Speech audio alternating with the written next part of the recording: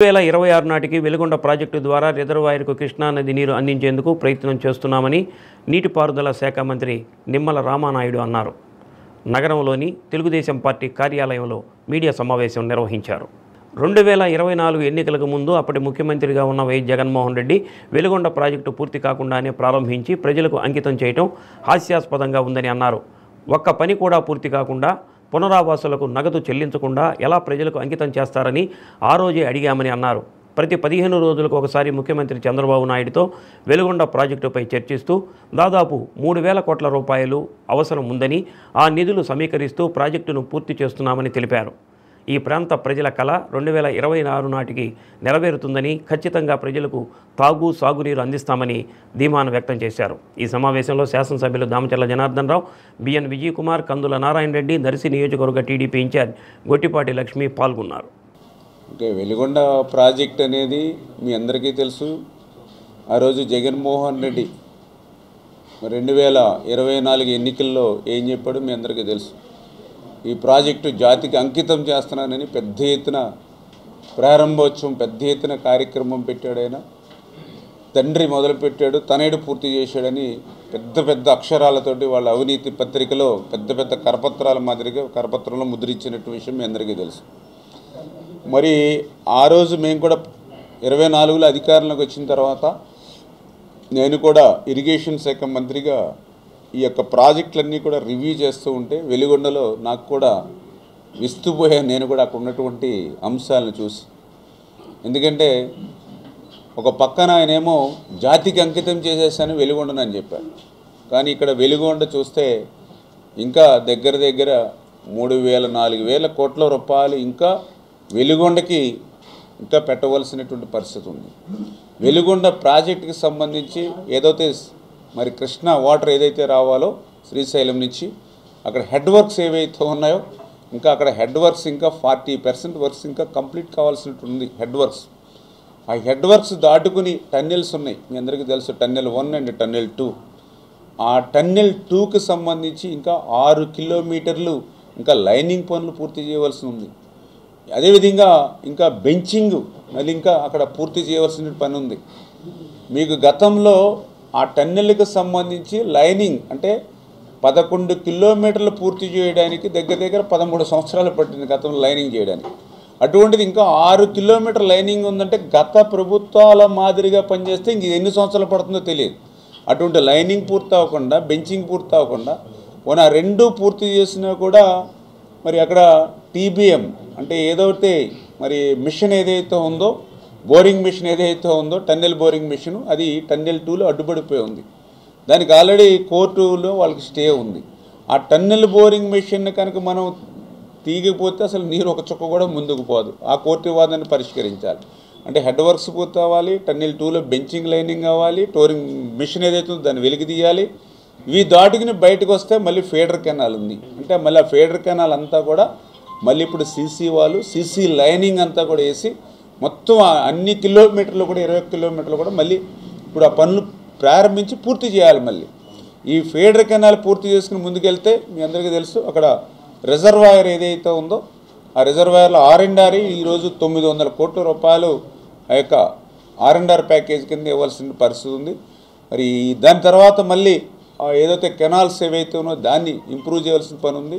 అదేవిధంగా పునరావాస కాలనీలు ఏవైతే ఉన్నాయో మరి వాటి ఇంకా బ్యాలెన్స్ వర్క్లు పనిచేయవలసి ఉంది. అంటే ఇటు head works, tunnels, feeder canal, reservoir, పునరావాస కాలనీలు అంటే ఇన్ని పనులు 1 by 1 ఉండి ఇవన్నీ పూర్తి చేయాలని అంటే చంద్రబాబు నాయుడు గారు లాంటి వ్యక్తి ముఖ్యమంత్రిగా ఉండి ఒక టార్గెట్ పెట్టుకుని పని చేస్తే మేము 2026కి కనీసం ఆ రిజర్వాయర్ కన్నా నీరు తీసుకురావాలనే టార్గెట్తో మేము పనిచేస్తున్నాం. కానీ నిజంగా జగన్మోహన్ లాంటి వ్యక్తి అయితే ఇంకొక 20 సంవత్సరాలు పడుతుంది ఆ వెలుగొండకి నీళ్ళు రావాలంటే.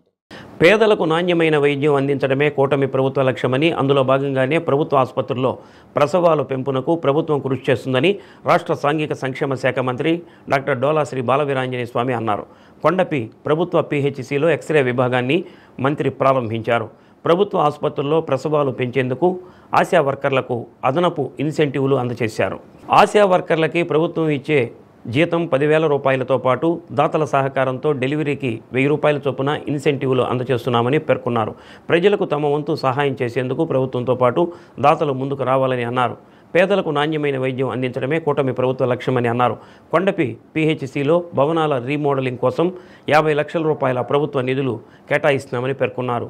దానితో పాటు ఆసుపత్రి పరిసరాల్లో సిమెంటు రోడ్డు నిర్మాణం చేస్తామని అన్నారు.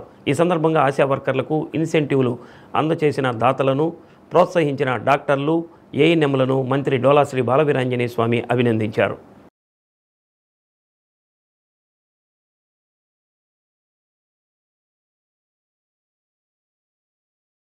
నేను దాతల సహకారంతో ఆశాలకి గవర్నమెంట్ ఇచ్చే 10,000 అదనంగా ఎన్ని డెలివరీలు ఇస్తే అన్ని వేలు ఇస్తారని చెప్పడం జరిగింది. ఇచ్చిన మాట ప్రకారం నేను చెప్పిన తర్వాత 2 నెలలు మీరు లేట్ చేశారు. మిమ్మల్ని ప్రోత్సహించినటువంటి మీ ANMల్ని, మీ సూపర్వైజర్స్ని, మీ మెడికల్ ఆఫీసర్లని మనస్ఫూర్తిగా నేను అభినందిస్తూ, అదేవిధంగా ఇక్కడ ఉన్నటువంటి డాక్టర్స్ని, స్టాఫ్ని రిసీవ్ చేసుకొని చేసినందుకు అభినందనలు తెలియజేస్తూ, చెప్పిన మాట ప్రకారం ఈ నెలలో 7 కాన్పులు అయితే 5 ఆశా వర్కర్ల ద్వారా వచ్చారంటున్నారు. ఆ ఆశా వర్కర్లకు చెప్పిన విధంగా ప్రమోషన్కి అమౌంట్ నేను ఇస్తున్నాను. బి కల్పన కావేపల్లి అమ్మాయి 2 కాన్పులు తీసుకొచ్చింది. ఈ గ్రామంలో ఉన్నటువంటి పౌరులు, ఈ గ్రామంలో ఉన్నటువంటి నాయకులు, ఈ గ్రామంలో ఉండే ప్రజలు పేదలకి సౌకర్యవంతుల వైద్యం అందించే ముందుకు వస్తున్నారనే విషయాన్ని డాక్టర్సు, స్టాఫ్ నర్సెస్, ANMs, అదేవిధంగా మిడ్ లెవెల్ హెల్త్ ప్రొవైడర్స్ అని ఉన్న వాళ్ళు, ఆశాలు ఒక మోటివ్గా తీసుకొని రండి అని చెప్పి నేను మిమ్మల్ని ఆహ్వానం, ఈ మీటింగ్ కూడా పెట్టిన ఉద్దేశం అదే. ఈరోజు మన కనిగిరిలో నేను, కలెక్టర్ గారు జర్పాటి ప్రారంభించాం, ఒంగోలులో ప్రారంభించాం, తొందరలో కొండేపి, ఒంగోలు MCH హాస్పిటల్, ఆ తర్వాత మార్కాపురం, గిద్దలూరు. ప్రకాశం జిల్లాలో ఎమ్మెల్యేలు అందరినీ కూడా ఈ మీటింగ్ కూడా అభినందిస్తున్నా. నేను ఉగ్ర నరసింహారెడ్డి డాక్టర్ ఇద్దరం మాట్లాడుకుంటే మిగతా వాళ్ళు మీకేం లాభం అనేవాళ్ళు, ఈ కాన్పు చేసేవాళ్ళు ఓట్లు వేస్తారనేవాళ్ళు వివరించి చెప్పినప్పుడు ఆ ప్రాంతంలో ఉన్న పేదలకు న్యాయం జరిగిందని చెప్తా మోటివేట్ అయ్యారు. గిద్దలూరులో చేయబోతున్నారు, మార్కాపురంలో చేయబోతున్నారు, అదేవిధంగా ఎర్రగొండపాలెం ముందుకు వస్తున్నారు. ఈ జిల్లాలో పోటీ పడి ఒకరికొకరు ముందు వస్తున్నారు. ఈ విషయం గౌరవ ముఖ్యమంత్రి గారు అభినందిస్తున్నారు. వస్తున్నారు కాబట్టి దయచేసి ఇక్కడికి వచ్చినటువంటి ఆశా వర్కర్లు అందరినీ, ఇంతకుముందు మీరు బాగా చేస్తేనే నేను 26 చేశా కొండే మండలం వాళ్ళు. ఇప్పుడు కొండేపే కాదు, చుట్టుపక్కల ఉన్నటువంటి అమ్మాయి కావేపల్లి నుంచి వచ్చింది. ఇన్స్టిట్యూషనల్ డెలివరీస్ ప్రమోట్ చేసేందుకు దాతల సహకారంతో అదనపు ఇన్సెంటివ్ ఇస్తున్నారు. ఇక్కడ గైనకాలజిస్ట్ ఉన్నారు, సర్వీస్ ఇస్తున్నారు, రావాలి. సిజేరియన్ సౌకర్యం కూడా ఉంది అనే విషయాన్ని మీడియాలో ప్రధానంగా మీరు మెన్షన్ చేయమని చెప్పేసి మీడియాను కూడా నేను రిక్వెస్ట్ చేస్తూ ఉన్నాను. బడియుడు పిల్లలంతా బడిలోనే ఉండేలా ఎంఈఓలు చర్యలు తీసుకోవాలని కలెక్టర్ తమీమ్ అన్సారియా పేర్కొన్నారు. జిల్లాలోని ఎంఈఓలతో ప్రకాశం భవనంలో సమావేశం నిర్వహించారు. విద్యా ప్రమాణాలు మెరుగుపడేలా కృషి చేయాలని అన్నారు. ఎక్కడైనా ఉపాధ్యాయుల కారణంగా పిల్లలు ఇబ్బంది పడే పరిస్థితి ఉంటే కఠిన చర్యలు తీసుకుంటామని అన్నారు. ప్రతి పాఠశాలలో ఫిర్యాదుల బాక్సు అందుబాటులో ఉంచాలని DEO కిరణ్ కుమార్ పేర్కొన్నారు. ముందుగా విద్యార్థుల హాజరు, పాఠశాలలో మౌలిక వసతులపై సమీక్షించారు.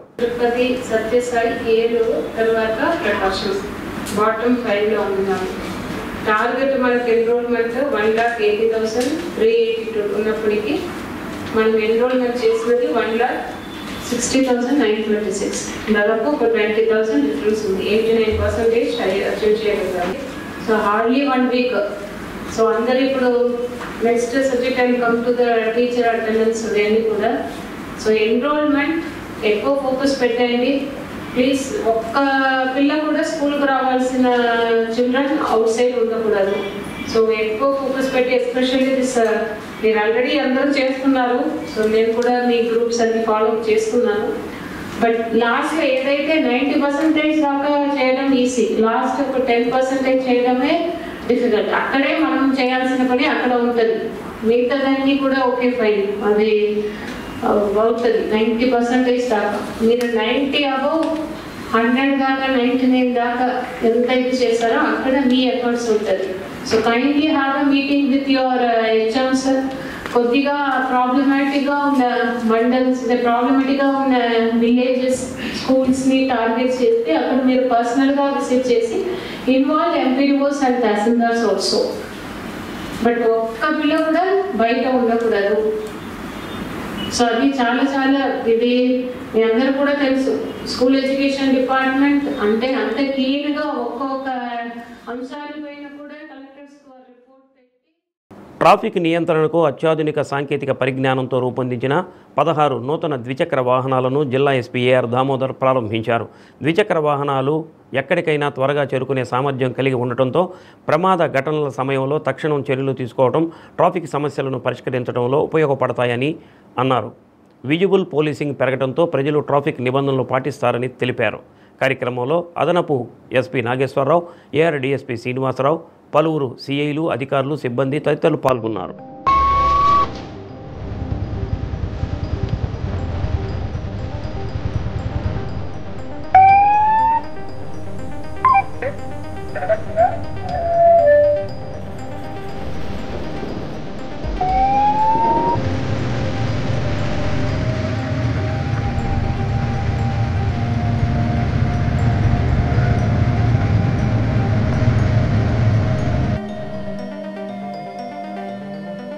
రాష్ట్ర నీటిపారుదల శాఖ మంత్రి నిమ్మల రామానాయుడు ఒంగోలు పర్యటనలో వైసీపీ అధినేత జగన్మోహన్ రెడ్డిపై చేసిన ఆరోపణలను వైసీపీ నాయకులు ఖండించారు. వైసీపీ జిల్లా కార్యాలయంలో మీడియా సమావేశం నిర్వహించారు. జిల్లాకు వచ్చిన మంత్రి నిమ్మల రామానాయుడు అభివృద్ధి గురించి మాట్లాడకుండా సింగయ్య మరణం గురించి మాట్లాడటం ఏమిటని ఒంగోలు అసెంబ్లీ నియోజకవర్గ సమన్వయకర్త తుండూరి రవిబాబు అన్నారు. స్వల్ప గాయాలైన సింగయ్య ఎలా చనిపోయారో ప్రభుత్వమే చెప్పాలని డిమాండ్ చేశారు. రఫా ఫ్లెక్సీలపై మాట్లాడుతున్న కూటమి నాయకులు ఆ ఫ్లెక్సీని ప్రదర్శించిన వ్యక్తి తెలుగుదేశం పార్టీ కార్యకర్త కాదా అని ప్రశ్నించారు. ఇప్పటికైనా కూటమి నాయకులు నిజాలు తెలుసుకుని మాట్లాడాలని వైసీపీ నాయకులు హెచ్చరించారు. జిల్లాలో గంజాయి రవాణా జోరుగా సాగుతుందని, సోషల్ మీడియాపై పోలీసులు పెట్టిన ఉక్కుపాదాన్ని గంజాయి అక్రమ రవాణాపై పెట్టాలని కోరారు. సమావేశంలో Kothapatnam MPP Lankapothu Anjireddy, rural party అధ్యక్షుడు మన్నే శ్రీమన్నారాయణ, పట్టణ అధ్యక్షుడు Katari Shankar, Alla Ravindrareddy, corporator Imran Khan, legal cell అధ్యక్షులు నగరికంటి శ్రీనివాసరావు, యువజన నాయకులు Deva, RTI wing secretary Ramireddy, YV Gautham, Ashok తదితరులు పాల్గొన్నారు. నిన్న మంత్రి ఇరిగేషన్ శాఖ మంత్రి నిమ్మల రామానాయుడు గారు ఒంగోలు వచ్చారు. ఒంగోలు వస్తే మంత్రిగా ఒంగోలు వస్తే సహజంగా మనం ఆశించేది ఏంది? మన జిల్లాలో ఉన్న వెలుగొండ గురించి చెప్తాడని, అది ఎప్పుడు పనులు పూర్తి చేస్తాడని మనం ఆయన నుంచి ఆశిస్తే ఆయన ప్రజల్ని డైవర్ట్ చేస్తూ ఒక ప్రమాదాన్ని భూతద్దంలో చూపిస్తూ జగన్మోహన్ రెడ్డి గారిని తప్పున్నట్టుగా, ప్రమాదంలో తప్పున్నట్టుగా చెప్పడానికి ఆయన 15 నిమిషాలు అగచాట్లు పడ్డాడు. చెప్పిందే చెప్పి ప్రమాదవశాత్తు మా పార్టీ కార్యకర్త చనిపోయారు, మేము కాదల్లా, కాన్వాయ్లో చనిపోయారు, వేరే వెహికల్ దగ్గర చనిపోయారని మీ ఎస్పీ చెప్పాడు. ఎస్పీ గారు ఎఫ్ఐఆర్ కట్టాడు, వెహికల్ సీజ్ చేశారు, ఆ వెహికల్ని హ్యాండ్ ఓవర్ చేసుకుని సీజ్ చేయటం అయింది. మీరు ఒక వీడియో రిలీజ్ చేసి అది 24 గంటల తర్వాత రిలీజ్ చేసి జగన్మోహన్ రెడ్డి గారి బండి తగిలిందని చెప్పి బాధ్యత లేకుండా పక్కన లాగారని ఏదో చంపేసి పక్కన పెట్టినట్టుగా మీరు చెప్తున్నారు. ఒక మనిషిని తొక్కియడం కోసమే ప్రయాణం మొదలుపెట్టినట్టు, దాంతోపాటు కారులో ఉన్న వాళ్ళందరూ తొక్కుమని ప్రోత్సహించినట్టు ఈ పెట్టి కేసులతోటి మీరు ఏం సాధించాలని నిమ్మల రామానాయుడు స్థాయికి నిన్న మాట్లాడటం తగింది కాదని హితవు చెప్తా ఉన్నాం. ఆయన వెలుగొండ ఎప్పుడు పూర్తి చేస్తారనో చెప్పినట్టయితే బాగుండేది. ఈ నిమ్మల రామానాయుడు లేకపోతే పక్కన ఉన్న వాళ్ళందరికీ పొగాకు రైతులు సమస్యలు పట్టవా? మన జిల్లాలో రైతాంగం పరిస్థితులు మీకు పట్టవా? వీటన్నిటికీ సమాధానం చెప్పించలేరా ప్రభుత్వంతో? మాకున్న అనుమానాలు ఏంటంటే అక్కడ వాళ్ళు అయిన వాళ్ళు ఎవరు లేరు. స్వల్పకాలైన మనిషి ఎట్లా చనిపోయాడు అనేది మా పార్టీకి కూడా అనుమానాలు ఉన్నాయి. ప్రమాదం జరిగింది, మా పార్టీ తరఫున వాళ్ళ కుటుంబానికి చేయాల్సిన సహాయం చేశారు.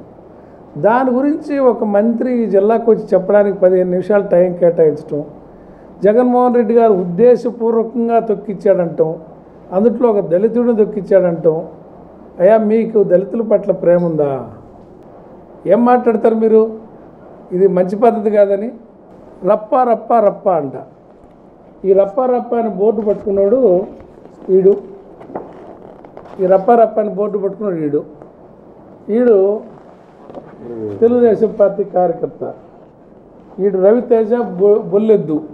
ఇదిగో వాడికి మెంబర్షిప్ 24 నుంచి 26 దాకా వాడికి మెంబర్షిప్ ఉంది పెదకూరపాడు కాన్స్టిట్యున్సీలో.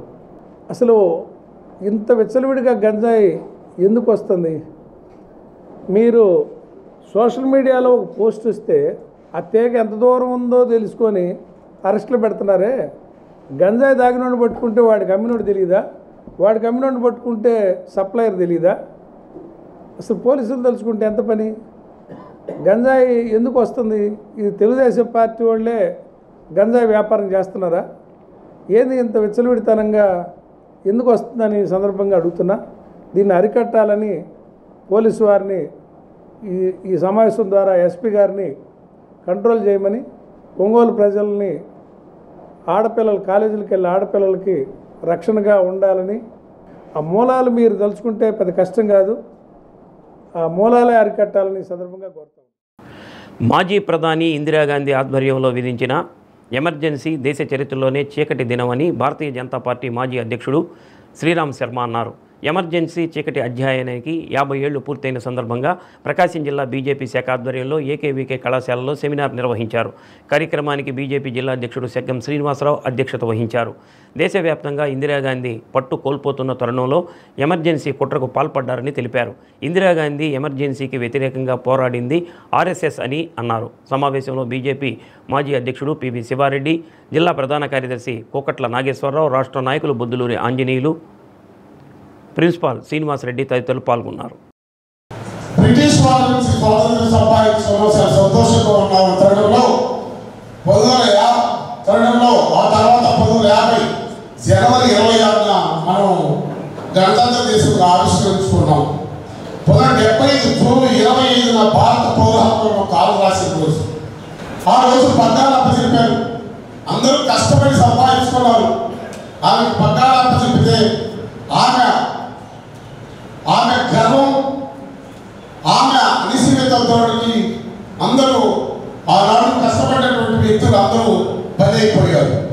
ఇందిరాగాంధీ గారు 1965వ సంవత్సరం జనవరిలో దేశ ప్రధానిగా చేపట్టారు.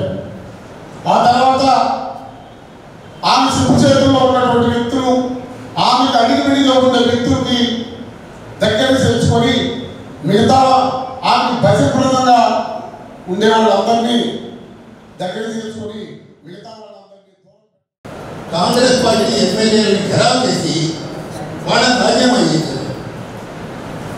అంటే వాళ్ళ ఇళ్ళ దగ్గరికి వెళ్ళి వాళ్ళ ఇంటికి బయట రాకుండా బదలాం చేసి సత్యాగ్రహాలు చేసి వాళ్ళని అరెస్ట్ చేశారు. దీన్ని అడ్డచడం కోసం ఇందిరాగాంధీ అతి క్రూరాతిఘోరమైనటువంటి చర్యలు తీసుకుంది. అంటే ఒక గిన్నెలో నీళ్లు పోసి కాళ్ళు అందులో పెట్టి అడుగున మంట పెడితే ఆ నీళ్లు తెల్లిపోతుంటే ఆ కాళ్ళు ఆ నీళ్ళలో ఉండేవి, వంకలు పోయేది కొంతమందికి ఆ కాళ్ళు. అంత క్రూరమైనటువంటి చర్యలు తీసుకున్నా కూడా వాళ్ళు ఎవరు వెళ్ళారు పోరాటం జరిపారు. దాన్ని చివరికి 29 మంది ఎమ్మెల్యేలు దిగిరారు. మిగతా వాళ్ళందరూ రాజీనామా చేశారు. మొరార్జీ దేశాయి గుజరాత్లో ప్రభుత్వాన్ని రద్దు చేసి ఎలక్షన్ జరపాలని చెప్పి ఆయన నిరాకరించుకుంటున్నాడు. పోలీసు శాఖలో వివిధ హోదాల్లో విధులు నిర్వహిస్తూ ఉద్యోగోన్నతి పొందిన వారికి పత్రాలను జిల్లా ఎస్పీ ఆర్ దామోదర్ అందజేశారు. ఆర్మూర్డ్ రిజర్వ్ విభాగంలో పనిచేస్తున్న 6 కానిస్టేబుళ్లకు హెడ్ కానిస్టేబుళ్లుగా, 4 ఏఎస్ఐలకు ఎస్ఐలుగా ఉద్యోగోన్నతి లభించింది.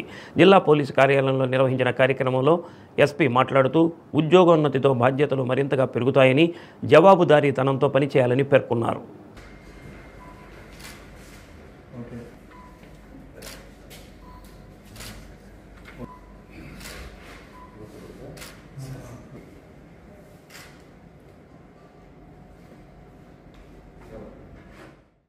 సీడ్యాప్ స్కిల్ డెవలప్మెంట్ డిపార్ట్మెంట్లో పనిచేస్తున్న సిబ్బందికి ఆప్స్కాస్ నియమ నిబంధనల ప్రకారం జీతాలు ఇవ్వడం లేదని, అలాగే ఆప్స్కాస్లో ఉండటం వల్ల ప్రభుత్వ సంక్షేమ పథకాలు కూడా వర్తించడం లేదని సీడ్యాప్ సంస్థలో పనిచేస్తున్న జాబ్స్ కోఆర్డినేటర్లు ఆవేదన వ్యక్తం చేశారు.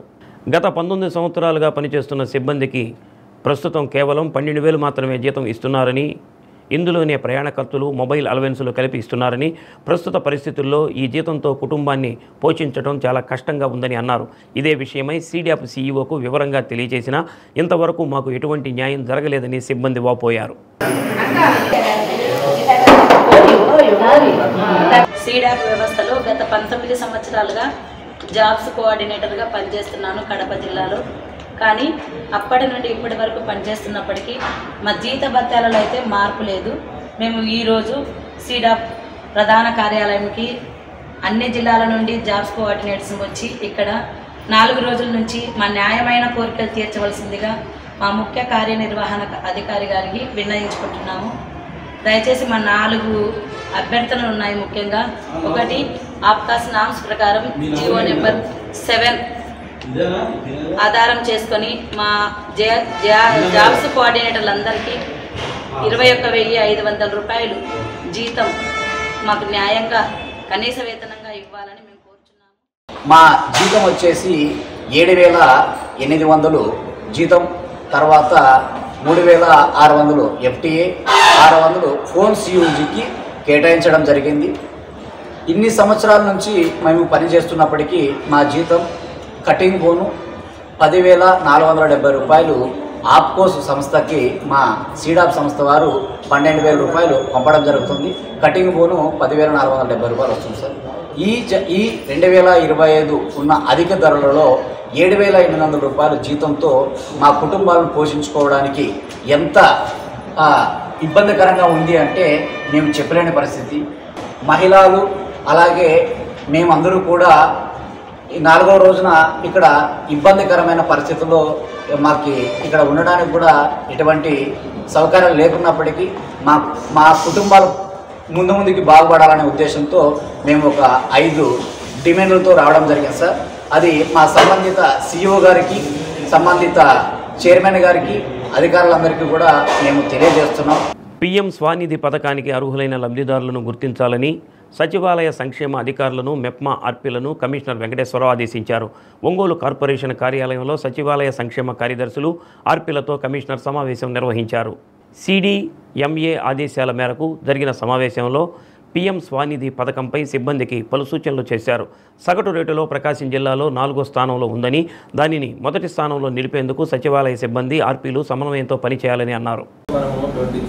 స్టేట్ యావరేజ్ 54 ఉంది. ఒకసారి చూడండి, చాలా బాగా చేశారు. 140% కూడా చేశారు. అంటే దాని మొదలే స్టేట్ 4 డేస్లో కంప్లీట్ చేయమన్నారు. అయిపోయి వారమైంది. సో మీకు గ్రూప్లో మెసేజ్ పెట్టినా మీరు రెస్పాన్స్ కావాలంటే ఫిజికల్ మీటింగ్ పెట్టాల్సి వస్తుంది. 3 డేస్లో కంప్లీట్ చేయాలని చెప్పేసి గతంలో CDMA గారు డిస్ట్రిక్ట్ ఒంగోలు వచ్చేసి నేడు ఆషాఢ మాసం ప్రారంభం. పాడ్యమి తిథిని పురస్కరించుకొని విజయ వారాహి అమ్మవారి నవరాత్రులు ప్రారంభమయ్యాయి. జూలై 4వ తేదీ వరకు అమ్మవారు రోజుకొక అవతారంలో అమ్మవారు దర్శనం ఇస్తారు.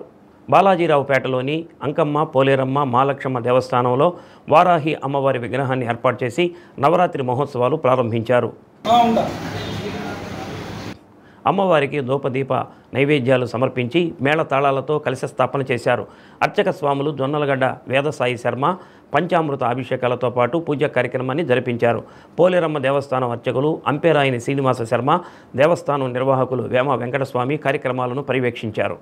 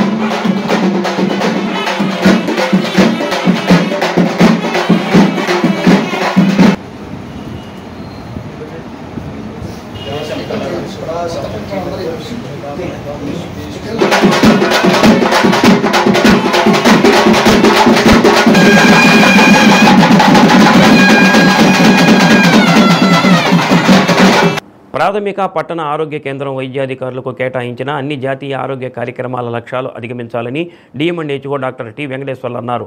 వైద్య ఆరోగ్య శాఖలో అమలవుతున్న కార్యక్రమాలపై జిల్లాలో ఉన్న ప్రోగ్రాం అధికారులతో డిఎంఎండ్హెచ్ఓ జూమ్ కాన్ఫరెన్స్ నిర్వహించారు.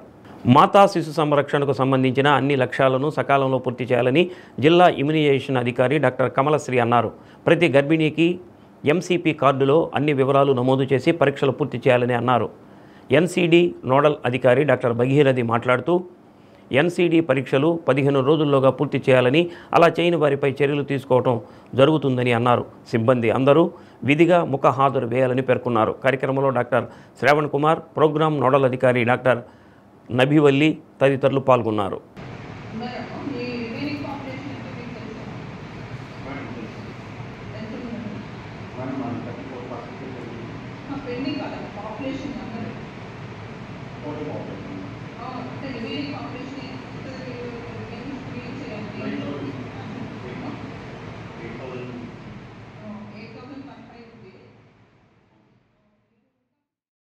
సంస్కార భారతి ఒంగోలు వారి ఆధ్వర్యంలో ఈ నెల 29వ తేదీ ఏకేవీకే కళాశాల ప్రాంగణంలో శ్రీ ఛత్రపతి శివాజీ మహారాజ్ చారిత్రక నాటకం ప్రదర్శించడం జరుగుతుందని అధ్యక్షులు రంగమన్నార్ తెలిపారు.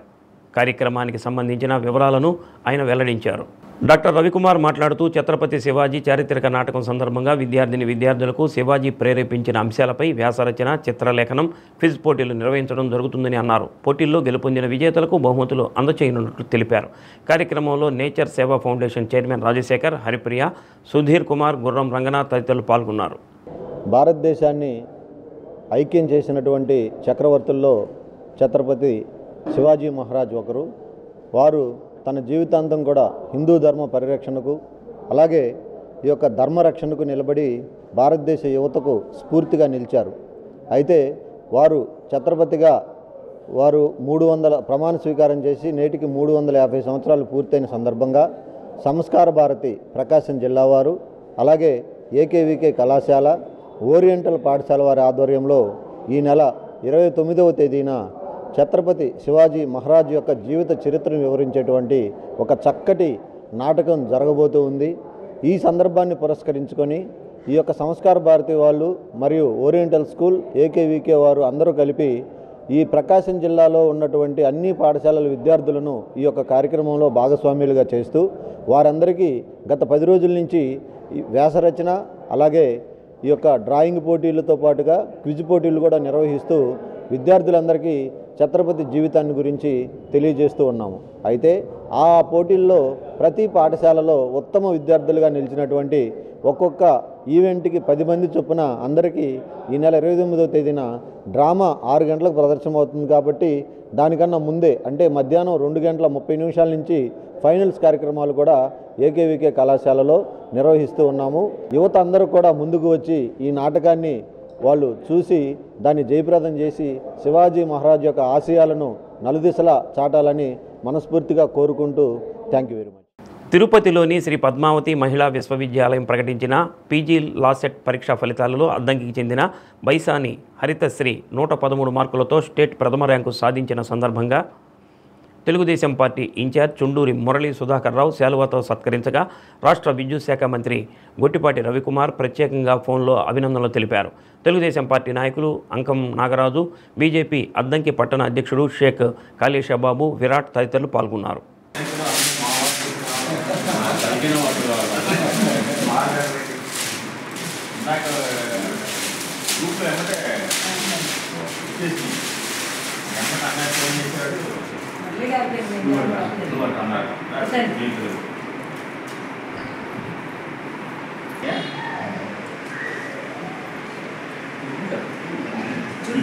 జడ్జి.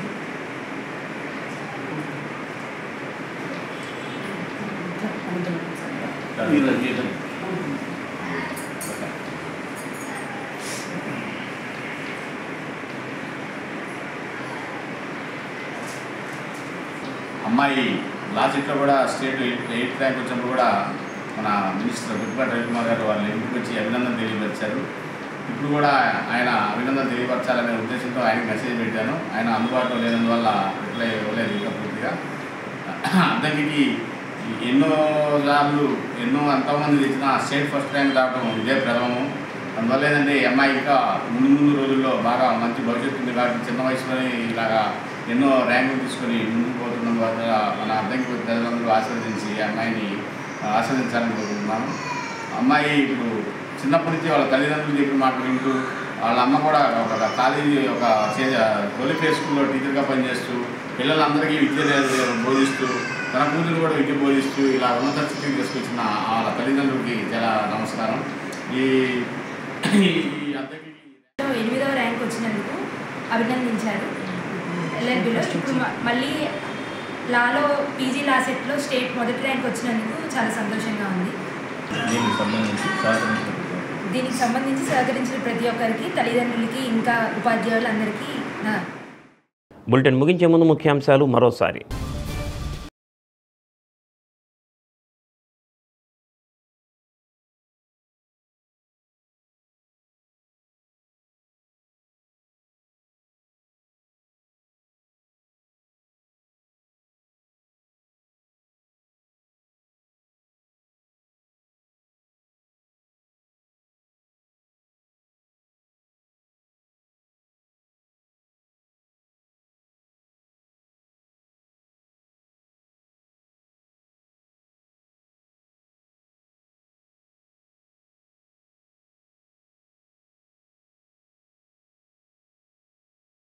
మాట కొన్ని దృశ్యాలు చూడకపోవడం కళ్ళకు మంచిది, కొన్ని విషయాలు వినకపోవడం చెవులకు మంచిది, కొందరి గురించి ఆలోచించకపోవటం